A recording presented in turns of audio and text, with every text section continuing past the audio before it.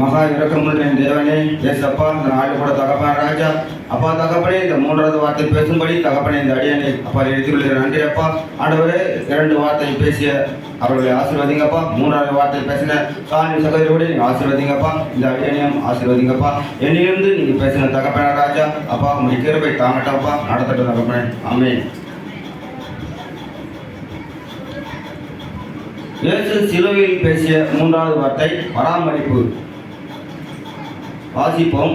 யோவான் 19:26. அப்பொழுது இயேசு தம்முடைய தாயையும் அருகே நின்ற தமக்கு அன்பாக இருந்த சீசனையும் கண்டு தம்முடைய தாயை நோக்கி, ஸ்திரீயே, அதோ உன் மகன் என்றார். ஆண்டவர் மரிக்க நேரத்தில் கூட தேவன் அந்த தாயாரை நினைத்து பார்க்குறார். தாயார் எவ்வளோ வேதனையாக இருப்பாங்க. தன் மகனை வயிற்றில் சுமந்து பெற்று எடுத்து கஷ்டப்பட்டு வளர்த்து நம்ம மகன் மறிக்க போகிறானே அந்த தருணத்தில் தாயார் படும் வேதனை தேவன் அறிந்திருக்கிறார். அந்த அக்கறை தேவனிடத்தில் ஒன்று இருக்கிறது. நாம் போயிட்டோம்னா அவங்கள யார் பார்த்துவான்னு சொல்லிட்டு அந்த அக்கறை இருக்குது. ஆனால் தேவன் அவங்க தாயாருக்கு பார்க்கறதுக்கு அவன் கணவராக இல்லை, மரித்தாலும் தேவன் தான் அந்த குடும்பத்தை நடத்தி வந்தார். இந்த நிலையில தேவன் அறிந்திருக்கிறார். அவருக்கு அவங்க குடும்பத்துக்கு என்ன தேவையோ அவர் இயேசு விடத்தில் தான் கேட்பாங்க, இது வேணும் அது வேணும்னு சொல்லிட்டு. ஆனால் தேவன் இப்போ நினைத்து பார்க்கிறார். நம்ம போயிட்டோம்னா அந்த குடும்பத்தை அம்மாவை யார் பார்த்துக்கிறதுன்னு சொல்லிட்டு நினைக்கிறார். ஆனாலும் தேவன் தம் அன்பான சீசனை பார்க்கிறார். யோவான் 19:27. பின்பு அந்த சீசனை நோக்கி, அதோ உன் தாய் என்றார். அந்நேரம் முதல் அந்த சீசன் அவளை தன்னிடமாய் ஏற்றுக்கொண்டார். இந்த சம்பவத்தை பார்க்கணும். இயேசு இடத்துல எவ்வளோ பேர் எவ்வளோ நன்மைகள் பெற்றிருந்தாலும், ஆனால் அவர் சிலுவையில் அருகே வந்தது கொஞ்சம் பேர் தான்.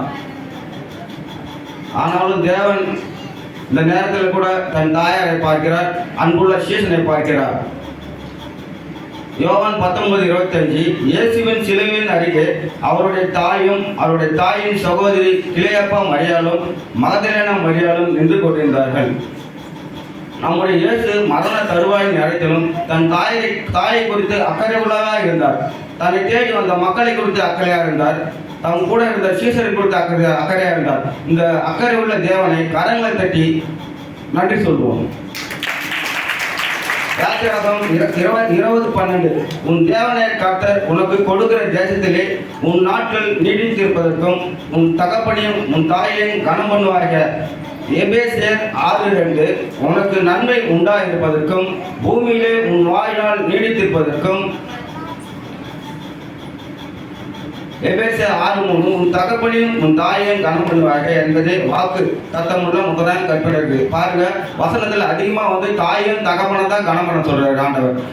தகப்பனை அவங்க கிட்ட இருந்து நீ சாபத்தை எதுவும் வாங்கக்கூடாது. தாய் தகப்பன் கீழ்ப்படி நடக்கணும். நான் ஒரு யூடியூப்ல பார்த்தேன். ஒரு பள்ளி ஆசிரியர் முதல்ல மாதா பிதா குரு தெய்வம் இவர்களும் நம்ம கீழ்ப்படியணும்.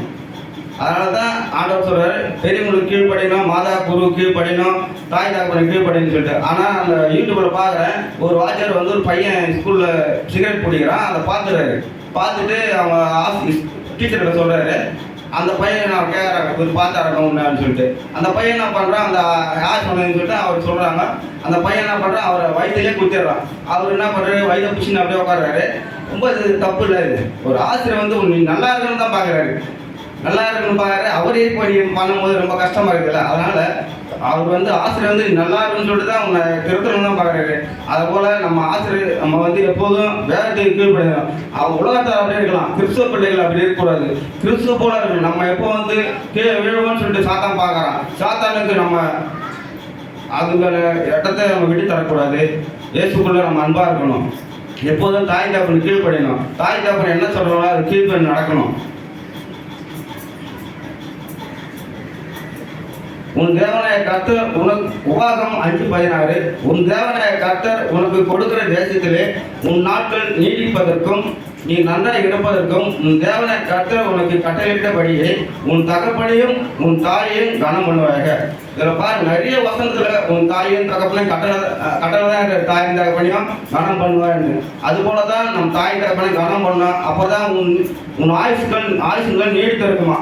நீ எங்கே சென்றாலும் எங்கே வந்தாலும் ஆசீர்வாதமாக இருப்பாயா. சாபத்தை மட்டும் எப்பவும் தாய் தகப்பன்கிட்ட வாங்கவே கூடாதான். அதுபோல நீ நடந்துக்கணும். அன்புள்ள வாலிப பிள்ளைகள் தான் முக்கியமாக சொல்கிறேன். இந்த வாலிப பிள்ளைகள் தான் நீங்கள் இப்படி இருந்தால் தான் வளர வளர உங்கள் அங்கே நாணம் வரும். அதுபோல் தாய் தகவல் கீழ்ப்படுத்திருங்க. நீங்கள் கெட்டு போகிறதுக்கு யாரும் தாய் தகவல் சொல்ல மாட்டாங்க. 1 தீமோத்தேயு 3:5 ஒருவன் சொந்த குடும்பத்தில் நடந்த அறியாதிருந்தால் தேவனுடைய சபை எப்படி விசாரிப்பான்? ஒருவன் வந்து சொந்த குடும்பத்திலே என்ன தேவை என்னன்னு சொல்லிட்டு கேட்க முடியும்னா நீ சபையில் வந்து என்ன சொல்லுவ? நீ சொல்லி யாரை திருத்த முடியும்? நம்ம குடும்பத்தையே கட்டி காப்பாற்ற முடியும்னா நீ மற்றவங்க இடத்துல போய் என்ன நல்லது சொல்லி செய்வ. இதுதான் சொல்றாரு யோவான் 14:18 நான் உங்களை திக்கற்றவர்களாக விடேன். ஆண்டவர் சொல்றாரு நான் உங்களை எப்போதும் திக்கற்றவர்களாக விட மாட்டேன். இந்த உலகத்துல வந்து எவ்வளவு பேர் திக்கற்றவர்களாக விதையாகிறாங்க. அவங்கள வந்து நம்ம வந்து விசாரிக்கணும். கிறிஸ்துவ பிள்ளைகள் விசாரிக்கணும். நம்மளோட முடிஞ்ச உதவியை செய்யணும். நமக்கு நம்ம கூட வசதி இல்லாமல் தான் நமக்கு எவ்வளவு பேர் வசதி இல்லாம இருப்பாங்க. எவ்வளவு அவங்களுக்கு நம்ம உதவி பண்ணணும். இந்த காரியத்தை தேவன் கொண்டு விடார். தன்னுடைய மகன் இந்த அவங்க அம்மா நினைச்சிருப்பாங்கல்ல, தன் தாயார் நினைச்சிருப்பாங்க நம்ம பிள்ளை வந்து இவ்வளவு பேரை குணமாக்குறான், இந்த பூமியில எவ்வளவு பாவிகளை ரட்சிக்க வந்தான், இந்த எவ்வளோ அடையாளம் செஞ்சான், அற்புதங்களை செஞ்சான். ஆனாலும் தாயார் இப்படி நினைச்சிருக்கும் போது நம்ம மகன் சிலுவையில் மறிக்க போறானேன்னு சொல்லிட்டு எவ்வளோ வேதனையாக இருப்பாங்க. அந்த வேதனையிலையும் தன் அன்பா தன் தாயார் நினைச்சு பார்க்குறாரு. ஆண்டவர் நினைச்சு பார்க்குறாரு. தன் தாயாரை கொடுத்து கவலையாக இருக்கிறது. அதனால தான் தனக்கு அன்பா இருந்த தோளிலும் மார்பிலும் சாய்ந்த யோவானை பார்த்து சொல்றாரு ஆண்டவர் நீ வந்து அதோ உன் மகன் சொல்லிட்டு தன் தாயார் கிட்ட சொல்றாரு, அதோ உன் தாயான்னு சொல்லிட்டு தன் அன்பா இருந்த சீசர்கிட்ட சொல்றாரு. இந்த உபத்திரவு மத்தியிலையும் வேதனைகள் மத்தியிலையும் நம் தன் தாயாரை கொடுத்து அக்கறை உள்ளவராக இருக்கிறாரு. தன் அன்பா இருந்த சீசரை கொடுத்து அந்த வெளிப்படுத்தினார். இந்த நேரத்தில் கூட தேவன் தம்மை வெளிப்படுத்தினார். நம்மளுடைய பாவத்தில் மீறுதல் நேரத்தில் கூட நம் தேவன் நமக்காக தன் உயிரே கொடுத்து நம்ம பாவத்திலிருந்து மீட்டெடுத்திருக்கிறார். அவருக்கு நன்றி சொல்ல விதமாக ஒரு பாடலை கூட பாடி உங்களோட நாமத்தை தேவனுடைய நாமத்தை உயர்த்துவோம்.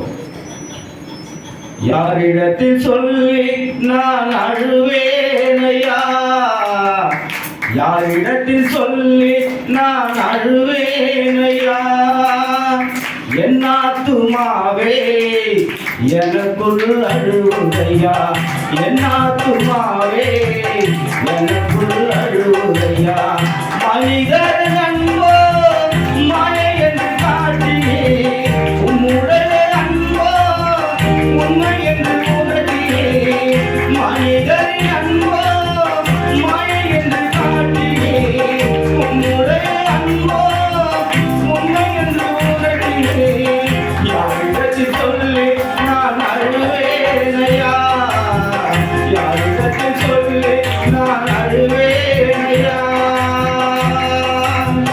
சந்தோஷம் சோகமோ பக்கத்தில் இருக்குது, சோதனையோ வேதனையோ என்ன பார்த்து சிரிக்குது.